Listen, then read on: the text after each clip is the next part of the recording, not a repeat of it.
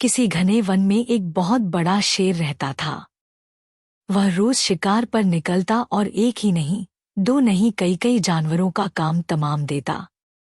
जंगल के जानवर डरने लगे कि अगर शेर इसी तरह शिकार करता रहा तो एक दिन ऐसा आएगा कि जंगल में कोई भी जानवर नहीं बचेगा। सारे जंगल में सनसनी फैल गई। शेर को रोकने के लिए कोई न कोई उपाय करना जरूरी था। एक दिन जंगल के सारे जानवर इकट्ठा हुए और इस प्रश्न पर विचार करने लगे।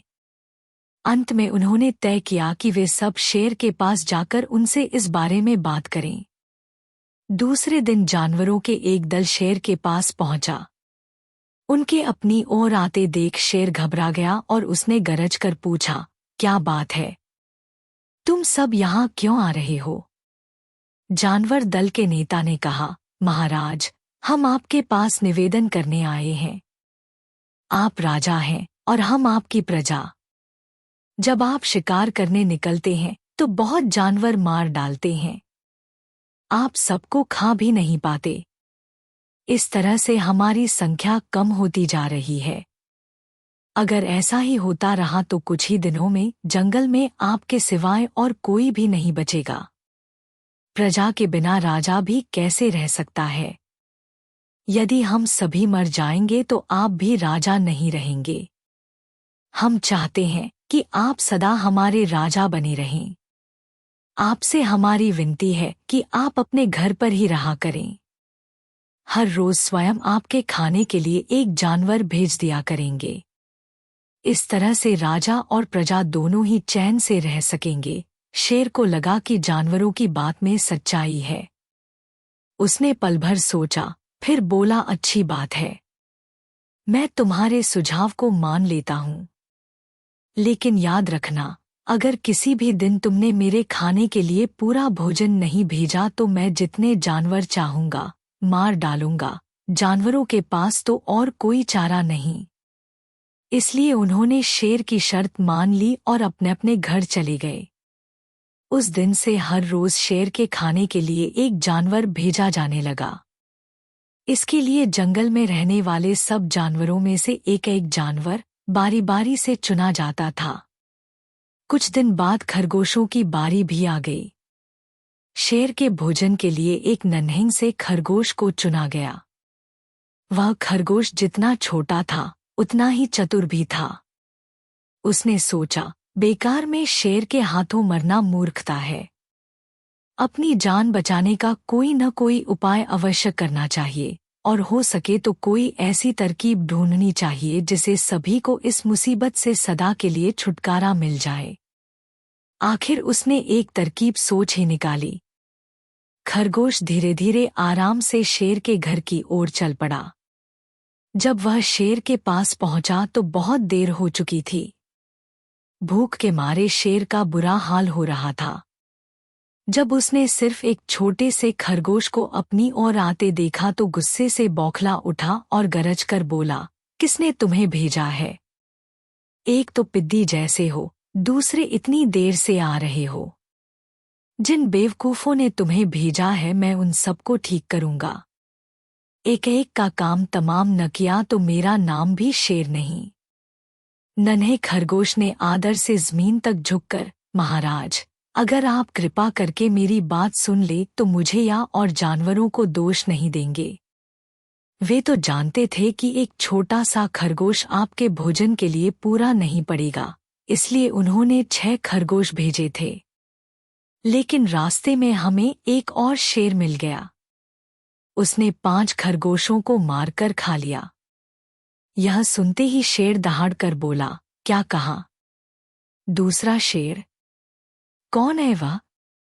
तुमने उसे कहाँ देखा?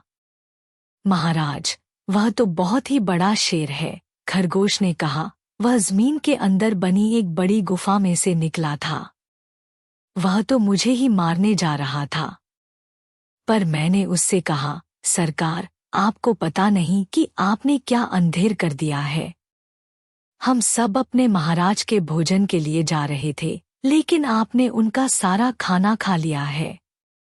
हमारे महाराज ऐसी बातें सहन नहीं करेंगे। वे जरूर ही यहाँ आकर आपको मार डालेंगे। इस पर उसने पूछा, कौन है तुम्हारा राजा? मैंने जवाब दिया, हमारा राजा जंगल का सबसे बड़ा शेर है। महाराज, मेरे ऐसा कहते ही वह गुस्से से लाल पीला होकर बोला, बेवकूफ, इस जंगल का राजा सिर्फ मैं हूं। यहाँ सब जानवर मेरी प्रजा हैं। मैं उनके साथ जैसा चाहूं वैसा कर सकता हूं। जिस मूर्ख को तुम अपना राजा कहते हो, उस चोर को मेरे सामने हाजिर करो। मैं उसे बताऊंगा कि असली राजा कौन है।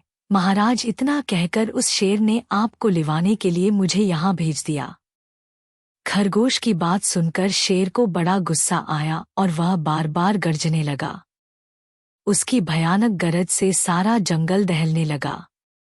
मुझे फौरन उस मूर्ख का पता बताओ, शेर ने दहाड़ कर कहा।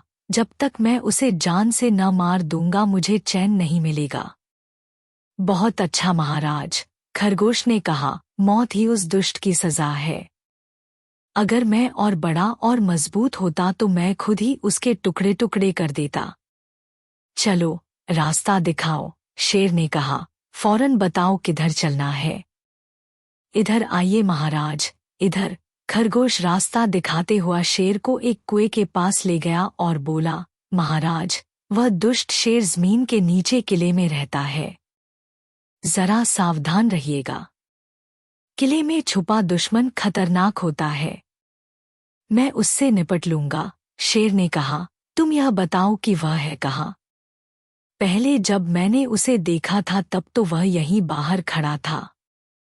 लगता है आपको आता देखकर वह किले में घुस गया। आइए मैं आपको दिखाता हूँ। खरगोश ने कुएं के नजदीक आकर शेर से अंदर झांकने के लिए कहा। शेर ने कुएं के अंदर झांका तो उसे कुएं के पानी में अपनी परछाई दिखाई दी। परछाई को देखकर शेर जोर से दहाड़ा। कुएं के अंदर से आती हुई अपने ही दहाड़ने की गूंज सुनकर उसने समझा कि दूसरा शेर भी दहाड़ रहा है। दुश्मन को तुरंत मार डालने के इरादे से वह फौरन कुएं में कूद पड़ा। कूदते ही पहले तो वह कुएं की दीवार से टकराया, फिर धड़ाम से पानी में गिरा और डूबकर मर गया। इस तरह चतुराई से शेर से छुट्टी पाकर नन्हा खरगोश घर लौटा। उसने जंगल के जानवरों को शेर के मारे जाने की कहानी सुनाई। दुश्मन के मारे जाने की खबर से सारे जंगल में खुशी फैल गई। जंगल के सभी जानवर खरगोश की जय जयकार करने लगे।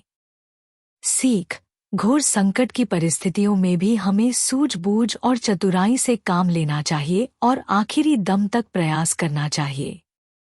सूझबूझ और चतुराई से काम लेकर हम भयंकर संकट से उबर सकते हैं और बड़े से बड़े शक्तिशाली शत्रु को भी पराजित कर सकते हैं।